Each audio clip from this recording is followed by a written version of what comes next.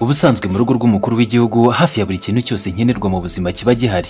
Gusa bitewe n'umwihariko wa buri mukuru w'igihugu hari aho ugera ugasanga hari ibindi bintu byihariye yewe byanagutera ubwoba uramutse ubyumvise cyangwa ukabibona.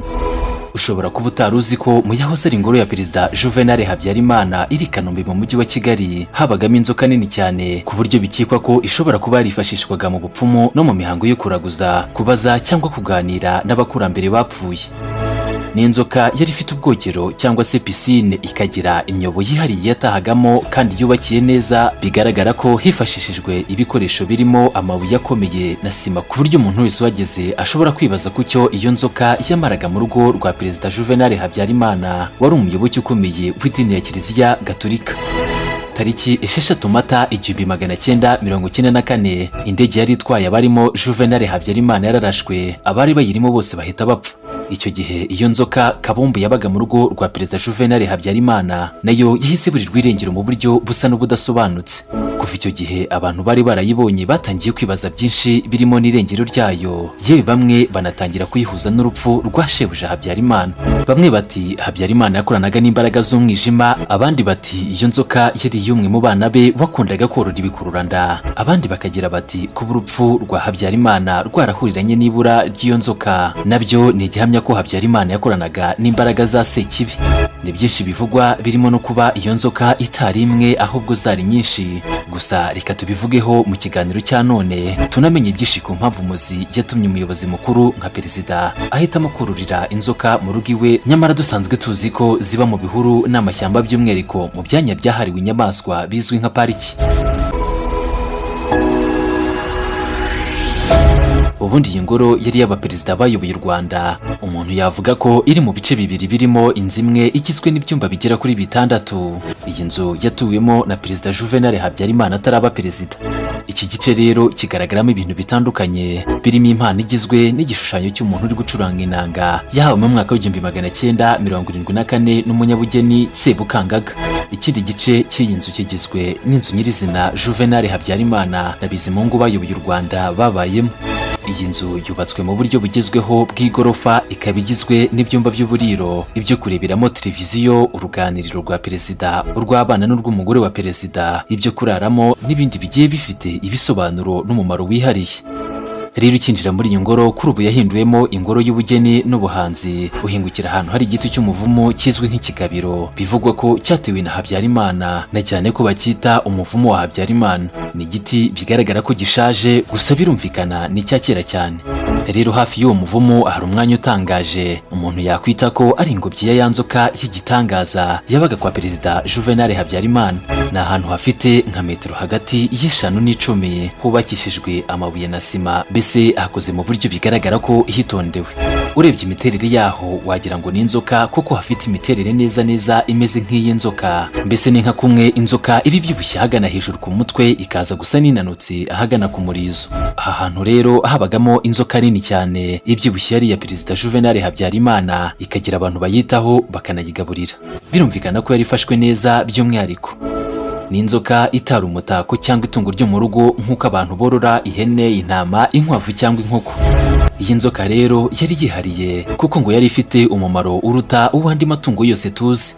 Bivugwa ko yifashishwaga mu bupfumu n'indi migenzo irimo kuraguza, kubaza cyangwa kuganira n'abakurambere bapfuye, ibyatumaga ihabwa agaciro katabonwaga na buri wese.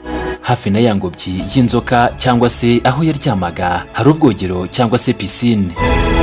Ubusanzwe bimenyerewe ko pisine ari abifite bayifashisha mu gihe cyo koga, bitari bya bindi byo kwimaraho ico, ahubwo byo kuruhuka nko mu gihe izuba ryabaye ryinshi cyangwa no gukora siporo.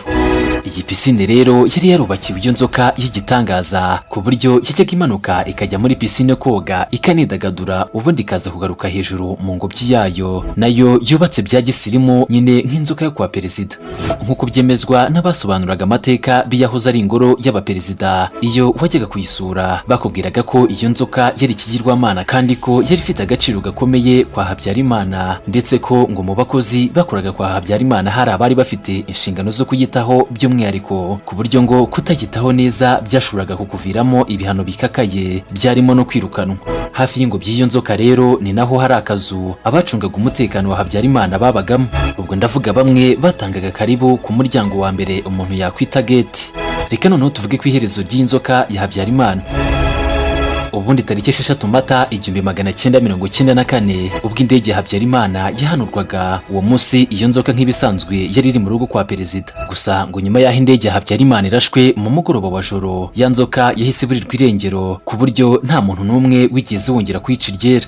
Abasobanuraga amateka y'yahoze ari ingoro y'abaperezida abagide iyo wajyaga kuyisura bemeza ko iyo nzoka itigeze yicwa, ahubwo ngo yabuze Habyarimana akimara gupfa. Biramutse ari ukubiri byaba bifite igisobanuro cyabyo cyihariye cy'uko iyo nzoka yari yaraciririwe na Habyarimana, ari nawe wayifashishaga mu bupfumu n'ibindi. Birumvikana ko itari kuhaguma kandi nyirayo atagihari. Gusa Leo Habyarimana, umuhungu wa perezida Juvenal Habyarimana, mu bihe bitandukanye yagiye yumvikana avuga ko iyo nzoka itari imwe ahubwo zari nyinshi zabaga iwabo. Gusa ngo ntabwo zari zase nk'uko bivugwa, ahubwo ngo zarize, ndetse ngo yanatangiye kuzorora akiri muto kuko ngo yakundaga korora inyamaswa zirimo n'inzoka, bityo ngo ntabwo zari zase, ndetse ngo n'ibyuko si yazikurishaga mu mihango y'ubupfumu ntabwo ari byo, ahubwo ngo ni ukubeshya. Reka noneho tuvuge ku birebana n'imyemerere ya Habyarimana dushingiye ku bindi birango bigaragara muri iyi ngoro. Muri iyi ngoro yahoze ari y'abaperezida bayoboye u Rwanda, kuri ubu yahinduwemo ingoro y'ubugeni n'ubuhanzi. Harimo chapelle yasomerwagamo misa, aho padiri yazaga gusomera misa perezida nabo mu muryango we. Gusa uwo mupadiri yanyuraga mu muryango w'inyuma aho kunyuraho perezida yanyuraga, mbese bahuriraga muri chapelle. Muri iyo chapelle rero harimo amatara ameze nka za buje ziba muri kiliziya na tabernacle imwe babikamo Ukaristiya mu kiliziya. Iyo chapelle rero ni nayo yifashishijwe mu gusoma misa ubwo Papa Yohana Paulo wa kabiri yazaga mu Rwanda hagati ya tariki 7 na tariki 9 Nzeri 1990. Ku rugi rw'iyo chapelle rero hashushanyijeho ibishushanyo bifite ibisobanuro bitandukanye, birimo uruziga rurimo umusaraba rusobanuye ko Habyarimana yizeraga Imana. Munsi yarwo hari izindi nziga ebyiri zifatanye bisobanuye ko umugabo n'umugore babaye umwe mu Mana. Izo nziga ebyiri zifite imirongo izihuza na rumwe rwa mbere rurimo umusaraba. Munsi gato y'izo nziga ebyiri hari izindi 5 nazo zifatanye zisobanuye abahungu 5 ba Habyarimana. Impamvu zifatanye ngo nuko umuhungu iyo abyaye akomeza kwagura umuryango wo kwasi. Hasi rero hari izindi nziga 3 ariko zidafatanye zisobanuye abakobwa 3 ba Habyarimana. Impamvu zidafatanye nuko ngo iyo umukobwa abyaye yagura umuryango w'ahandi aho kwagura uwo kwase umubyara. Tuvuye kuri chapelle, reka tuvuge ku bindi byihariye biri muri iyi ngoro y'uwahoze ari perezida Juvenal Habyarimana. Uvuye mu ruganiriro naho perezida yakiriraga abantu naho yafatiraga amafunguro, ukazamuka werekeza hejuru ahari icyumba yararagamo naho abo mu muryango we bararaga. Aho hejuru ni naho hari ya chapelle tumaze kubona. Hejuru aho rero hari gym aho Habyarimana yakoreraga imyitozo ngororamubiri. Ni icyumba kiri hejuru gisa naho gifatanye n'igisenge cy'inzu neza neza. Icyo cyumba cy'imyitozo kandi kirimo akabati cyabikagamo imyenda ye ya siporo. Gusa ubu nta bindi bikoresho birimo kuko byinshi muri iyo nzu byibwe mu gihe cya Jenoside yakorewe Abatutsi muri Mata 1994. Aho rero muri icyo cyumba harimo kandi kumba gato gato nako gasa n'akari ku gisenge cy'inzu, kuko aho kari ni naho inzira irangirira. Aka kumba rero kari gafite umumaro wihariye ngo kuko kari akumba Habyarimana yahuriragamo n'umupfumu we nk'uko byemejwe n'abari abagide basobanuraga amateka b'iyi ngoro. Bivugwa ko Habyarimana yahuriragamo n'umupfumu ari bo bonyine, gusa ngo mu gusohoka umupfumu yasohokeraga mu gikari mu wundi muryango utari uwo perezida yasohokeragamo. Uretse ibyo kandi mu cyumba Habyarimana yararagamo ari nacyo cyarawemo na Bizimungu ubwo yari perezida, harimo ameza akozwe mu buryo budasanzwe. Uyarebye wagira ngo akozwe mu mbaho zisanzwe za ribuyu cyangwa umusave, ariko siko bimeze kuko amaguru yayo ari amaguru y'inzovu ya nyayo. Aya meza hejuru hamwe umuntu arambika ikintu ni ikirahure, ariko ya maguru ane y'ameza agizwe n'amaguru ya nyayo y'inzovu. Uyakozeho ubona ibintu by'inzovu n'ubwoya ndetse n'inzara z'inzovu. Mbese bigaragara ko bishe inzovu, amaguru yayo bakayumisha, nyuma bakaza kuba ariyo bagira amaguru y'ameza. Ibindi bigaragara muri iyi ngoro yahoze ari y'abaperezida bisa n'ibitangaje, harimo inyamaswa zagiye zicibwa imitwe ikumishwa ikagirwa imitako n'ibindi byinshi bitandukanye. Iyi nyubako yabaye icumbi rya perezida Juvenal Habyarimana na Pasiteri Bizimungu, bombi bayoboye u Rwanda. Cyatangiye kubakwa mu 1976, itahwa na Habyarimana nyuma y'imyaka 4 yubakwa mu 1980. Iyi ngoro rero yari ibumbatiye amateka menshi yiganjemo agaragaza imibereho ya Perezida Juvenal Habyarimana wayoboye u Rwanda kuva tariki 5 Nyakanga 1973 kugeza ku itariki 6 Mata 1994 ubwo yaraswaga maze jenoside yakorewe Abatutsi igahita ifata indi ntera. Umuzenguruko w'iyi nyubako uri ku buso butari buto uhereye ku kibuga cya tenisi, akabari, akabyiniro n'ibindi byinshi. Gusa birumvikana kuko umukuru w'igihugu yagombaga kuba ahantu hisanzuye kandi hafite byose. Ku batazi, iyi yahoze ari ingoro y'abaperezida bayoboye u Rwanda, iherereye mu karere ka Kicukiro, i Kanombe mu mujyi wa Kigali. Ni nko mu birometero bigera kuri 5 uvuye ku kibuga cy'indege mpuzamahanga cya Kanombe, no muri metero nka 500 uvuye ku bitaro bya gisirikare i Kanombe.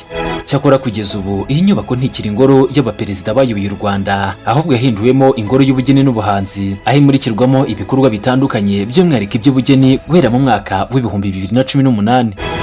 Ni nuko nsoje ikiganiro cya none, dukomeze kwibuka twiyubaka.